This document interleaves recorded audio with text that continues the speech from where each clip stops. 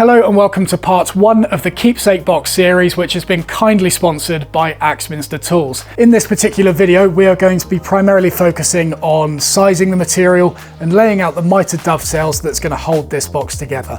As a reminder, links to all of the tools and the project pack we're going to be using in this video will be linked in the description. And if you purchase any of the tools I'm using in this video as a result of clicking on that link, we will get a small commission at no extra cost to you. Let's get stuck in. So this is a project pack made from American black walnut, and just to go through some of the components we've got in here. To start with, this is just some spare offcut we've got that you can use for practicing layout and stuff that we'll be doing in this video. But we've got a long side, 2 short sides and another long side. We've got some linings made from maple in here, and then we've got a plywood base and a walnut lid. We'll be doing some fancy stuff on that later in the series.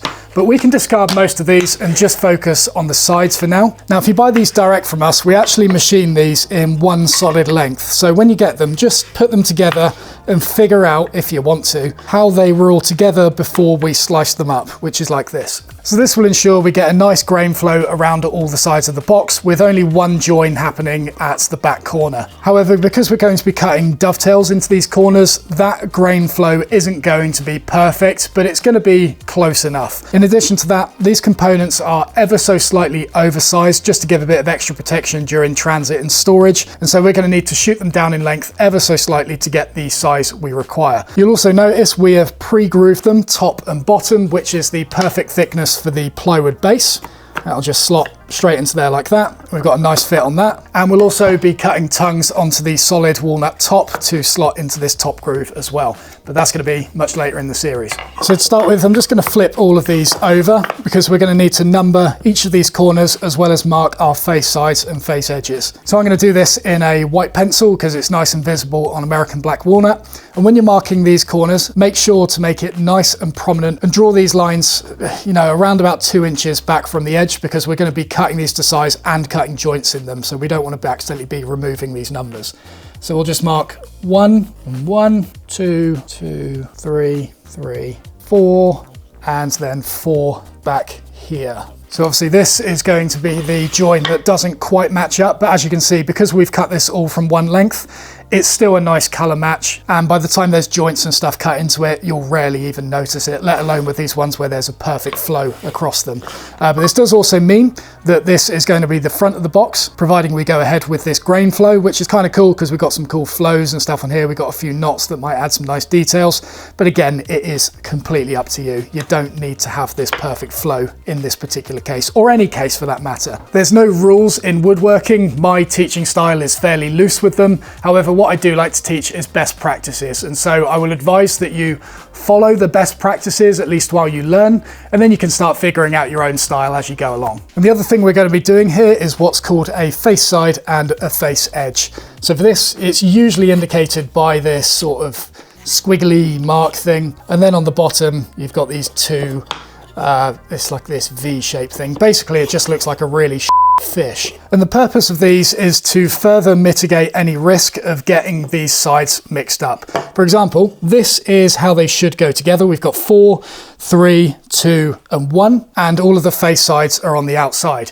If, however, we get one of those face sides or edges the wrong way round, in this case the edge, you can see now that 3 is going to match up with 4 and 4 is going to match up with 3 on the back, which is going to be a problem if we're bespoke fitting each of these joints to each other. Likewise, if we try to join these with the face sides on the inside of a joint, let's say on this one here, we're going to be creating a mistake. So in addition to the numbering system, which helps you connect the correct component with the other correct component, the face sides and edges are just a further step to mitigate any potential issues like this or like this, which, trust me, are way easier to do than what you'd expect. And in fact, many of you have probably already done this at some point, and if you haven't, you will. So now we've figured out how we want the components to be joined together. Next, we need to cut them down ever so slightly to their final size. And to do this, I'm going to be getting the dimensions from the plans, which are available on our website, links to which are in the description below. So to cut these down to the correct length, let's just focus on this one for the time being. We're first going to establish a flat square edge on one side and then measure out from there to establish where the cut length is going to be. Now, the normal way to do this is with something called a shooting board. This is my one. It's bloody massive, and I've got this shooting plane which is around about 400 quid or so. So instead of using that, I'm going to be showing you how to create a real quick and dirty shooting board that we can use in combination with this lovely jack plane from Axminster. Now, there are 3 fundamental parts of a shooting board that you need in order to plane end grain perfectly square. The first one is some sort of flat surface for your plane to run against, like this. This needs to be dead straight and ideally cut square from the bottom, but to be honest, you can sometimes get away with that as long as you're referencing the plane on the side of it. So we need a flat edge there. The second thing we need is something to hold the wood square, which is some sort of fence like this. And so not only does this internal corner need to be square to this flat edge, but this also needs to be flat itself. That's it. If I were to glue all of this down now and start planing this with the jack plane, it would work absolutely fine. I'd struggle to hold it down because there's no hook or anything on it, and it would be sliding all over the place, and maybe there's a few lumps and bumps on my workbench that this jack plane would be riding over, but fundamentally, that's it. So all of these wavy cuts and stuff on the outside of the MDF doesn't matter. So with this simplicity in mind, let's just build it up ever so slightly to make it a bit more user-friendly. First, we'll stick it on a platform of some kind so we don't have the plane riding over the bench. Now it's going over a nice bit of MDF. Secondly, this fence is a little bit oversized, and so we can cut that down. Just rip that up.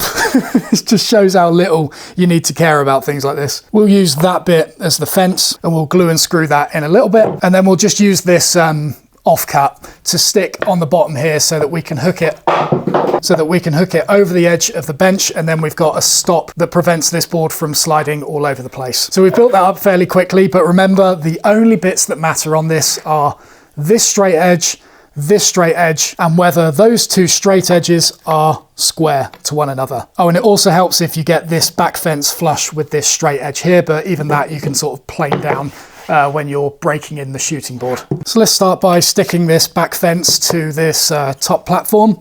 We'll just put some thick superglue on the bottom of the fence to hold it in position, and I'm using 03A superglue for this with Activator, obviously all available from Axminster. Something like that. We'll get our square into position, and like I say, we'll just make sure that the wooden block is lined up perfectly with that square and is flush with this straight edge on the left hand side, or your right hand side. So flush there. There we go. Lovely. Just hold that for a few seconds while the activator does its thing. And we are stuck. Nice. Now we'll just do the same for this platform. Just a few dabs. We're going to be screwing this afterwards, so we don't need too much. It's just to sort of tack it in position. There we go. And the alignment of this doesn't matter because we only need this straight edge and that straight edge and that square bit. We just want a sort of like a nice area here for the plane to run against. So that'll do right about there. Very carefully placed, as you can see. So there we go. Now if we just flip it over, we'll bung a hook on the bottom here. It would actually help if this is sort of somewhat aligned with what's underneath so that it doesn't hook over the bench at an angle. But again, I'm sure if you're following this series, you'll put in more effort than I am now. I'm just doing this to prove a point.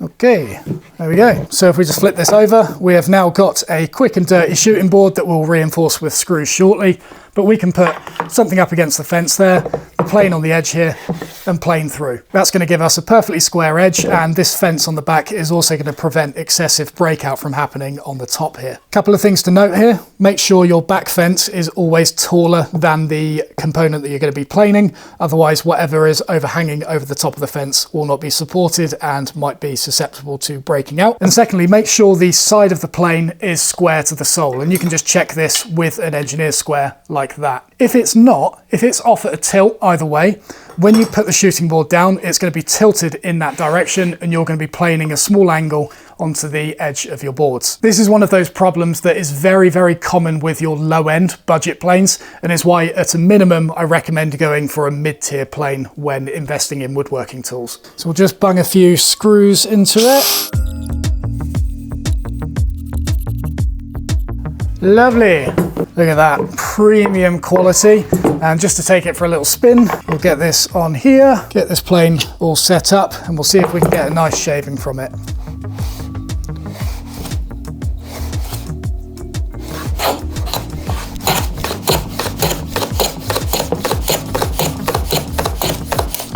One shooting board, done. And just doing that will leave you with a perfectly square edge. So now we know that works, there's just a couple of observations that we need to bring to light.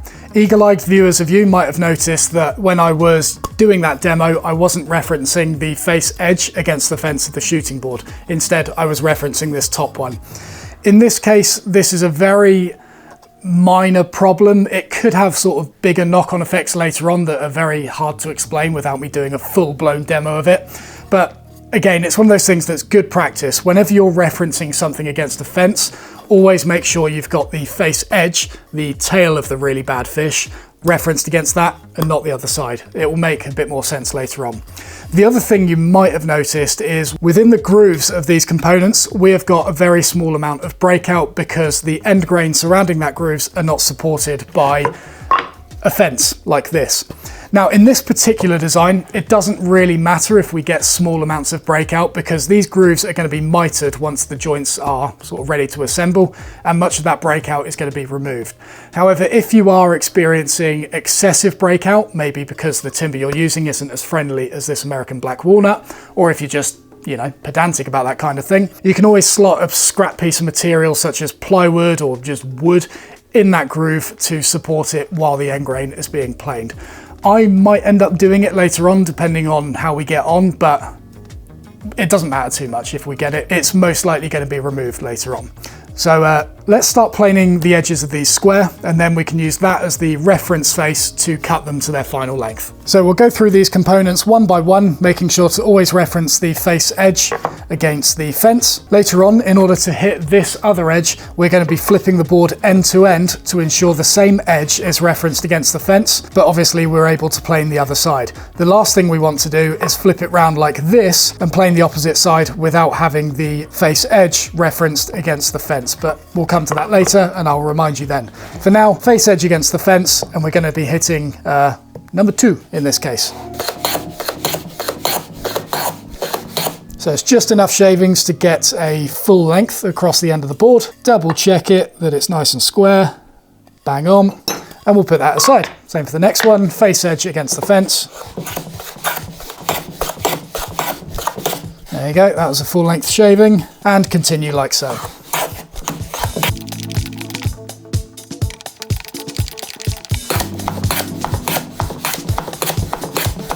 So of course, in order to get end grain shavings like that, you do need to have a really nice sharp plane. Now for this series, I'm primarily using this sort of sharpening setup from Axminster, which consists of a 400 and 1000 grit combination diamond stone on one side and a strop on the other. This is very good for chisels. It tends to be all I need, but when it comes to planes, I would recommend taking it a step further and maybe sort of finish it around about a 4000 or a 6000 grit. However you want to get there, whether that's a diamond stone, a Waterstone, or some sort of ceramic stone. I've put a few options of which in the description below, but yeah, in order to have success at this very early stage, you do need sharp tools, and you'll need them throughout this series, in fact. And if you're not sure how to sharpen a plane, set up a plane, or even use a plane, I've put a bunch of links in the description below to relevant videos that will help you with each of those steps. Let's start cutting them to length. So in order to cut these to their final size, we're going to be referencing off that nice square edge that we've just shot down and measure out from that to our final length. Now I know these long sides are 250 mil, so I'm going to use this. I didn't ask for them to send me this, but it's actually kind of cool. It's like a ruler thing that you can put a mechanical pencil into and mark your final length without fumbling around with a ruler trying to get it flush with that edge. 250 mil from the reference edge. We'll put a little dot there. So then we'll just square that across, referencing the square from the face edge. In fact, you know what? We're actually going to knife it instead. So this is a double bevel marking knife from Axminster. The nice thing about double bevel is you can use it left or right-handed. I've got that the wrong way around, but it's got a double bevel on it, which I much prefer using to one like this with a single bevel on it, which you can only really use right-handed because it's got the flat side on it. If you go this side, the bevel is so big that you need to tilt it to match, and you can do it, it's just a little bit more difficult. I tend to go for these V-pointed ones if I'm going for a sort of budget toolkit like this. So we'll just line that up with our mark and then carefully knife across. We'll go very light to begin with, just to sort of establish the line, and then make it a bit deeper on the subsequent passes.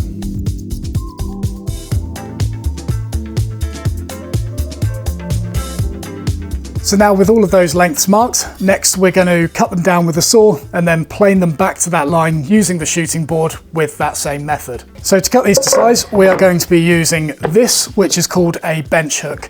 This can be even more slapped together than our shooting board that I've just shown you how to make. The only thing that really matters on this is having a nice long straight fence that you can reference your board against to keep it nice and secure while we are cutting it to its, well, close to its final dimension. The other thing you'll benefit from on this is having a hook on the other side, hence the name bench hook, which is just something to brace against the edge of your bench while you're cutting to size. Now to cut these to size, I'm going to be using a Japanese saw. This is an Axminster own brand one called Shokunin and is a Tatekibi dovetail saw, which is technically a rip pattern on it. And just in case you don't know, rip is for cutting along the grain and crosscut is for cutting across the grain. And we're obviously cutting across the grain, but I find in this instance, even though this is a rip that's dedicated for cutting along the grain, the teeth on it are fine enough to cut across the grain without any sort of major tear out or, you know, just messiness, which is what you normally get when you cut across the grain using a rip saw. The other thing to note with Japanese saws is they cut on the pull stroke rather than the push stroke, which has many benefits over traditional Western style push saws. The most advantageous being that you get a much thinner plate, which means it's removing less material, which means it's much easier to cut because there's less material being removed. This does technically mean that this setup with a bench hook is incorrect because I'm pulling away from the fence at the back, and I could end up with this or this happening. But as long as I'm not putting excessive force behind this cut as I'm doing it, and I'm sort of bracing the bench hook correctly, it's absolutely fine to use a pull saw on a bench hook like this. If I was really worried about it, I could use the split top on my workbench and work backwards like this. So when I'm doing this, I'm going to try and cut like 1 millimeter or so away from the line. And I've just got my index finger here, kind of acting as a stop for the plate. I'm not pushing it into my finger and buckling the plate. It's just as a little stop to keep it in situ while I establish the cut. And I'm going to be establishing the cut on the back edge of the material and then work my way back before committing to cutting through the entire thing.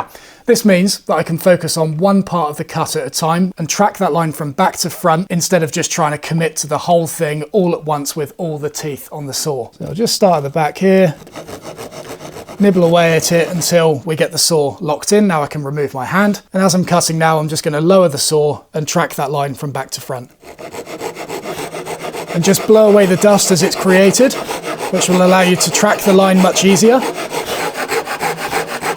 And there we go. All the teeth are now engaged in the cut, as you can see along there. So now all I've got to do is just focus on cutting square or plumb. So until now, I've just been doing short strokes like this to track the line from back to front.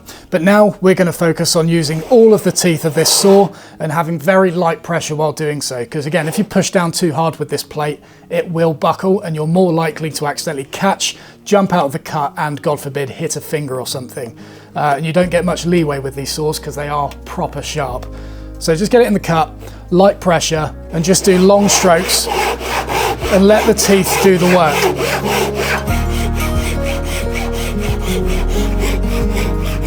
And you can see, even for a rip blade like this that's made for cutting along the grain, we've still got a very nice clean cut, even when cutting across the grain like we've just done.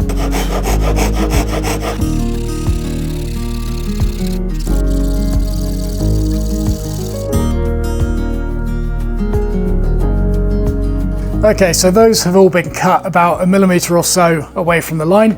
So now we're going to take them to the shooting board and plane them back to that line while also making sure that they end up at exactly the same length. Now I have made a slight error here in that the line I've marked across the component is here, obviously where I'm going to be shooting it to size.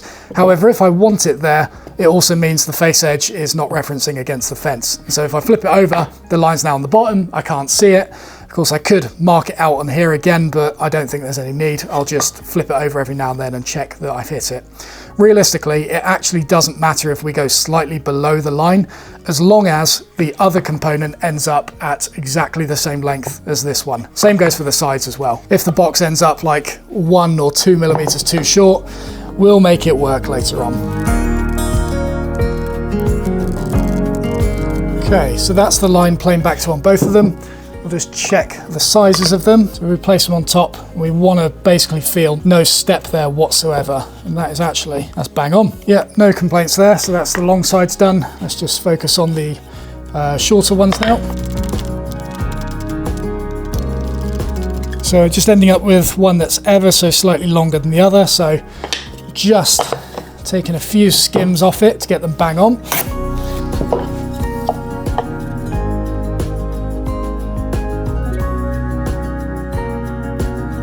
Okay, so now we've got everything cut to its final length, and we are certain that both the long sides are the exact same length as each other, as well as the short sides. We can begin marking out the mitered dovetails for each corner. So for this, I'm going to be using my trusty Veritas wheel marking gauge, which is linked in the description below. Got no real complaints about it. The only thing I'd say is there is an upgraded version available now that has a few extra features, namely in that it doesn't roll off the bench as easily as this. But to set this, all we're going to do is reference the stock of the marking gauge on a piece of our material and drop the cutter down to a flat surface below. In this case, it just happens to be another piece of material. And we'll lock it off like that, which ensures now that the protrusion of the cutter from the stock is the exact thickness of the material that we're working on. This marking gauge setting is then going to get scratched across both the outside and the inside faces of both sides of both long components, as well as both the outside and inside faces of both sides of both the short components. In both of these cases, you don't actually need to do the edges because these are going to be mitered. So we'll just focus on these faces here, make it somewhat prominent on the outside. The inside faces, you can go a little bit heavier. This will just make the marking gauge lines on the outside easier to remove later on, unless you want to keep them as a feature. Okay, so on this particular design, I'm going to have the tails on the front and the back, so they'll be showing on the front faces. I've sandwiched them together so we've got the face sides and edges on the bottom, and we're going to just put these upright in the vise together and mark both sets of these tails simultaneously. Just make sure that they are all aligned with one another and flush on either side. And this is where, if you're following the plans, you just translate those measurements onto the end grain here. The only thing I'd say is when you're doing the miter on either end, you can actually mark that quite easily with a marking gauge. And this should ever so slightly exceed the groove on either side, which is why that breakout that you're seeing now isn't so much of an issue, because that inside edge is going to be sliced away with a miter later on. And I'll just do the rest of these with a ruler and a pencil, because that tends to be how I do tails. And then with the pins later on, we will be reverting back to using a knife. Ooh, one potential thing to look out for. I think I've just done this wrong. Yes, I have. Right, oops. So we've got a big tail here, and the reason that's big is because we're going to be slicing through this and separating the lid after assembly. By the time the saw kerf is accounted for, as well as us planing both of them flat, that tail should end up the same size as these two. However, this needs to be at the top of the box, because that's where the lid is, and I've done it on the bottom according to this face edge. Is it a huge issue at this stage? Not necessarily, because it just means the grain that I thought would be on the bottom face is now on the top, but the last thing I would want is to accidentally do it on the top of one component and then the bottom of the other. So watch out for that. I'm actually going to reverse this round so then my face sides and edges are correct again. But yeah, that was a lucky escape.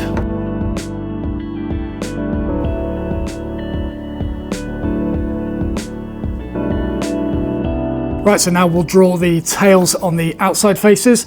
Again, with these miters on either end, we can actually just continue those down to the marking gauge line. So as you can see, I've marked the waist on the top, so that's the areas we're removing. And I'm just going to go with a 1:6 dovetail ratio, because that tends to be what I like the look of on small boxes like this. And we're going to pencil those down to the marking gauge line. A mechanical pencil is really nice for this because it keeps these pencil lines nice and crisp and easy to follow, but a normal pencil is absolutely fine. Just make sure it's nice and sharp.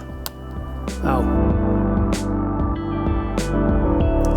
I never usually bother drawing these tails on the back of the component because realistically you can only see one face when you're cutting these tails, and having two sets of lines just adds to confusion. So just draw it on the outside faces and do that on all the components.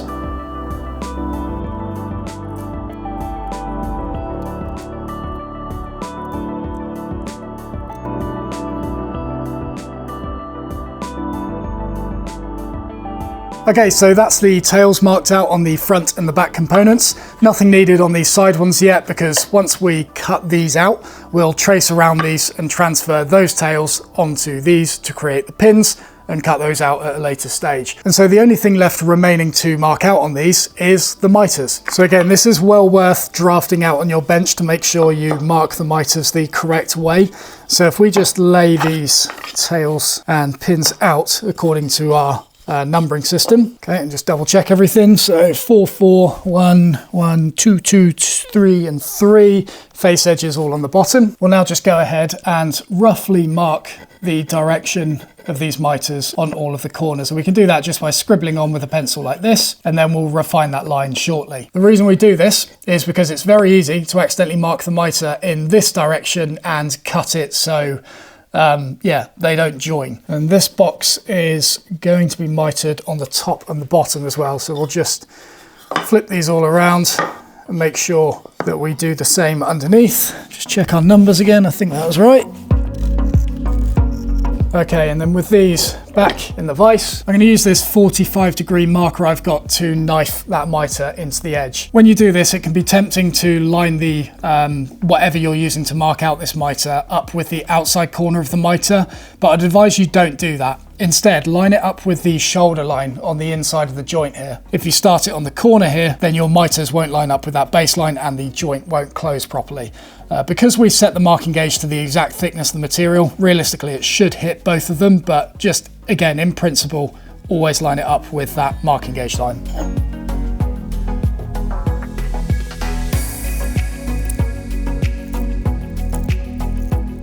All right, so that is both the tails marked out as well as the miters on both the tail and the pin components sorted. So in the next video, we are going to start cutting and fitting all of these dovetails in one video. Previously in the toolbox project, we did break this down into much smaller stages. And so if you want to see a smaller breakdown of what we're going to be covering here, then the toolbox series will be the best one for that, links to which will all be in the description below. But yeah, we're going to be covering a lot in the next video, so thank you very much for watching. I hope you enjoyed the video, and I'll see you in the next one.